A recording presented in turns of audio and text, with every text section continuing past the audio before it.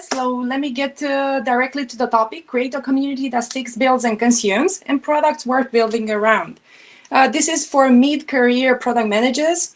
The key takeaways of my today's sessions are building steps, real examples, and community at work practice. My in-focus products are open source AI products and products that survive hard times. That's me over there. I'm a product builder with a passion to help shape our tomorrow through a multidisciplinary use of deep tech technologies at scale. I advocate for accelerating the understanding and use of AI through applied uses. I'm an AI product strategist, Bucharest AI co-founder, and Applied AI podcast host. We know that community-driven AI is considered to be accelerating innovation in the same way open source impacted the internet. Great products imply great communities forming, but what if we start the other way around? What if we create the community first and then something worth building the community around? We've seen Google, we've seen Apple, Microsoft, Unity, and even fast-growing startups that make use of communities to build better, meaningful, and unique products. Building a community around mundane and noise, no matter how hard we try, might be Sisyphus work. So what makes communities stick? What makes community build, disrupt, break the norm together? Let's find out together. Why now? A good question. Martin Harbeck from Facebook actually pointed out recently the idea and timing of the fascinating QR codes. Many of you might be familiar with the QR codes. These were invented in 1994 by an engineer with the Japanese automotive company Denso. But for years, businesses and tech pioneers all over the world tried to drive adoption. Only a few countries succeeded, most notably China. But it wasn't until COVID hit that they actually finally took off globally. What can we infer from this information? At the same time, we are in the AI revolution, where building AI communities and open source AI is a powerful trend that assures the rapid growth, adoption, and interest in using AI in various applications across sectors. It took a pandemic to teach us we should aim harder for building products people love and that survive hard times, and we should have enough feedback and information into what to pivot should a hard time come, of course. Now, of course, let's check some real examples on identifying the most valuable community label and channel to be formed around, as well as, the essential question, how to ask. In a community-driven setup, it all starts by asking and empowering people to contribute. I have a little exercise for you, for the adventurous type like you listening. For the next 4 weeks, each week, try to ask 3 people to contribute with something for a given setup of your own, towards a goal you have, to write an article, to record a podcast, you name it. Write me up on what are the conclusions, what are the effects and stimulus you see on yourself and your own trajectory. Do you go faster? Do you go better? Are you more efficient in your objectives? Is it worth continuing this practice? Does it help involving others? I'm really curious to see for whoever follows this exercise. So 4 weeks, try to ask 3 people to contribute each week towards a goal you have, towards an objective. See the impact. In the meantime, with no further ado, let's check out some examples from the products people love and products that survive hard times. So it's recipes time. The first example, a real example, is Camo. Camo has been born from a tech software as a service in need of video authenticity during their first months of pandemic shock and work from home. Filters, layers, or fun additions didn't serve them. Expensive webcams either. Wait, we all have an iPhone right in our pocket. Its camera, it's super powerful, DSLR-like. The need was authenticity in seeing each other for the Reincubate team that built this tool. This need was briefly shared amongst others, languishing for Cole's authenticity themselves. You don't know you need Camo until you actually do. So the Camo team ended up with an oversubscribed list for the macOS iOS beta, closing it just after 6,000 beta testers. This is way too many people for practical testing, but it is super helpful for the launch. So if you launch something and you have a list of 6,000 people, that's an amazing launch already. So Camo really made use of community for building their beta tester lists. Let's see next. DG Confluence and GitHub Wiki for Notion. Crazy, right? But shall I add more? Trello, Asana, Jira, Google Docs, Evernote. This is what Notion does. As a product manager, you might have heard of Notion, but let's see what Notion does first. So it's a no-code software that allows teams to build wikis, share documents, take notes, manage workflows, and more. It is particular that Notion has taken off over the past few years because of how flexible and user-friendly it is. It's essentially a powerful sandbox where teams can build any systems they need without having to code or connect dozens of tools. Let's see what they've done right. So the biggest step for Notion was to find the power users and amplify positive community feedback. How? Well, they worked side by side with their members, which they call them Notioners. And then they have also a Notion Ambassador program for power users and creators, Notion Pros. The main focus of Notion is whatever they do it simple.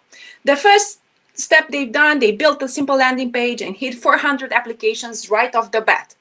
So connecting with the power users and exploring opportunity for collaboration is the secret sauce of Notion. Letting them, your Notioners, take the wheel and supporting them is the essence of community done right. Real feedback, real people, it builds proof, and that proof is needed to scale towards early majority, where trusted proof is actually of the essence in adoption and success. On the left on the screen, you can actually see how the growth loop works for templates and Notion. And on the right, you see Notion's Reddit community. That's crazy, right? More than 100,000 members. Pretty cool. They do a great job across many channels, including keyword research. So they are definitely on the right track of building a community that sticks, builds, and consumes. One might say a right magnet. Okay, a much more solid example, Microsoft. Microsoft realized very early on that the most important community is not Windows users, rather Windows developers. So they acquired GitHub, LinkedIn, and they focused on developers. But let's check out what timing means. And we have here Clubhouse and Twitter Spaces. Has timing cost Twitter Spaces? We'll have to see, but Twitter reportedly offered Clubhouse $4 billion to buy it. It didn't end, and Twitter launched Spaces in late 2020. So audio is clearly the new wave, and Clubhouse definitely nailed BIPOC in digital life like no one else. Clubhouse made everyone feel welcome like never before. It was the app with a face. Has timing been in their favor? We'll have to see how they do with stickiness. My recommendation is to read on the fascinating nuances of authenticity versus ego. Right, a much more solid example now. We go to Daimler. Daimler is a very traditional company. So AI in traditional company, yes, no joke. Artificial intelligence is already a very important tool for Daimler today. So they built their internal AI community that is around 4,000 members to date, where they educate in concepts of AI, in concepts of how you analyze quantities of data. So this is an example that you can do community inside a traditional huge company as well. My favorite example, open source AI.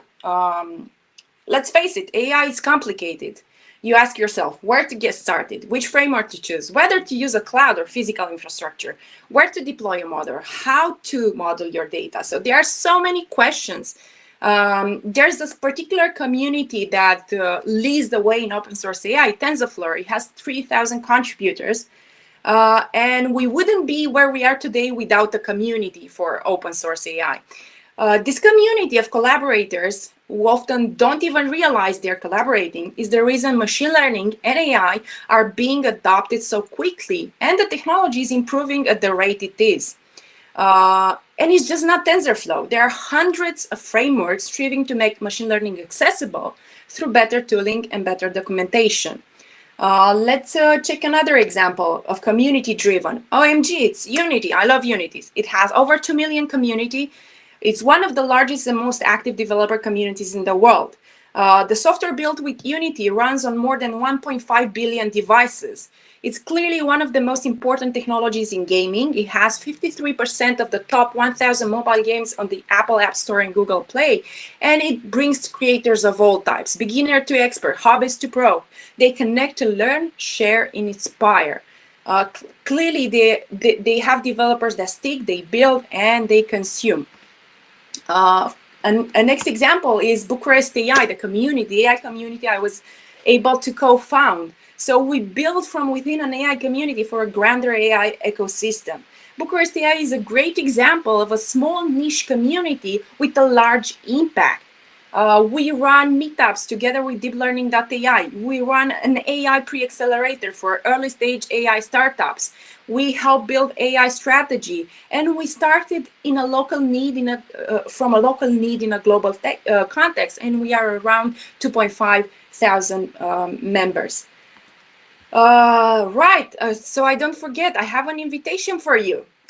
Because we run the BAI Pre-Accelerator focused on AI, we are looking for mentors. So this autumn, we're going to run on AI Pre-Accelerator, and we're going to help 20 AI startups. If you have experience on legal, strategy, development, marketing and communication, sales, and more, and if you want to be a mentor, send me up a DM. Let's discuss. We look forward to having you and supporting these startups. If you want to be a guest on my podcast, Applied AI Podcasts, to talk about general AI, hit me up. I love to chat and record a podcast with you. Or if you want to speak at one of the Bucharest AI and deeplearning.ai meetups to an audience of 200, 300 people, again, let's get in touch. I definitely love to have you contribute. Now, you see what I just did there? I used the power of this community, of this particular session and this audience, your power, to build something together. And this is exciting. Let's see some of the learnings. We have only 2 more minutes. So learnings. On the technology adoption curve, communities are in the first phase for innovator and early adopters. The maximum you can count of a market for a community is usually 15.5%. This is innovators and early adopters counted together. They have a specificity. Innovators and early adopters are more flexible with unfinished UI UX, and they expect receiving an edge advantage. Here is the learning community curve. This is real. Douglas Atkin is another legend in this community management space, and he built this curve. You're gonna find more about it in my presentation when I share it on LinkedIn. Let's focus on the next steps for you. Okay, so I told you about some community stuff. What are the next steps for you to dig more into this topic if you're passionate, or if you think that it's going to be useful for you to know? Well, first, you read more on the 7 P's of community by Douglas Atkin. Then you read more on the 7 steps of circles method framework by Lewis Lean. Then you join a community. Women Tech Network is a community, so you can scratch that off the list. And you try to run the 4 weeks Ask 3 People per week exercise. Let's see how it impacts you. And if you have any question, comments, or feedback, send it my way, alexandra@bucharest.ai. Last before forgetting, okay, so there's a bonus step. Before I leave you to other fabulous sessions I'm sure you have to attend, here is a steps list from yours truly, my secret sauce. These are the 6 steps from which I was able to identify the really matters: goals, empowering users, experimenting and rewarding, creating policy guidelines, TNCs, staying on the applied side, and measuring, of course. It's really, really important to measure everything. And wrapping up, conclusions: create a community that sticks, builds, and consumes. We had clear examples. We had an example of how to ask from the community and the key steps for building a community in healthy setups and danger-free zone. Thank you so much for listening. Thank you to Women Tech Network for organizing this impactful event. Toodle pip, you're all, and enjoy the other sessions as well.